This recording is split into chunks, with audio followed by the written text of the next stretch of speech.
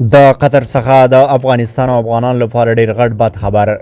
سلام درنو لیدونکو، ستړي مشئ. د قطر لومړی وزیر وایي د افغانستان د راتلونکي لپاره کومه روښانه لاره نقشه نشته دی. د قطر لومړي وزیر ویلي دي له افغانستان د امریکا له وتلو او د طالبانو په واکمنېدو پسې د دغه هیواد د راتلونکي لپاره کومه روښانه لار نقشه نشته دی. محمد بن عبدالرحمن الثاني وایي که هیوادونه د افغانستان د ستونزو د حل لپاره نامنظمه هڅه کوي هیڅ پرمختګ به ترلاسه نشي.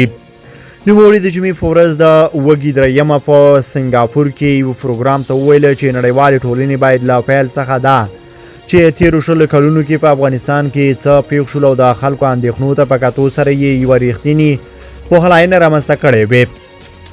له دې سره شیخ محمد بن عبدالرحمن الثاني وړاندیز وکړ چې د افغانستان په اړه خبرې باید تر هغه دوام وکړي چې د دغه هیواد ستونزو ته د حل لاره نه وي موندل شوي.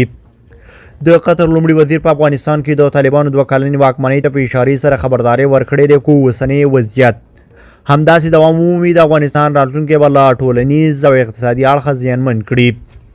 د قطر لومړي وزیر د روان کال د غویي په 22مه نیټه له افغانستان څخه لیدنه وکړله او کندهار ته ولاړه.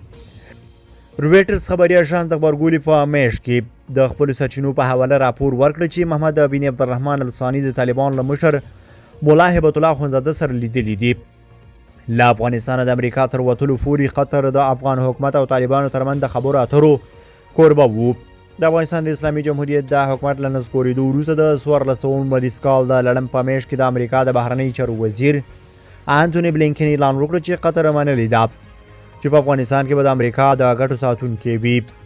څه کم 2 کاله کېږي چې قطر په افغانستان کې د امریکا د ګټو ساتنه کوي.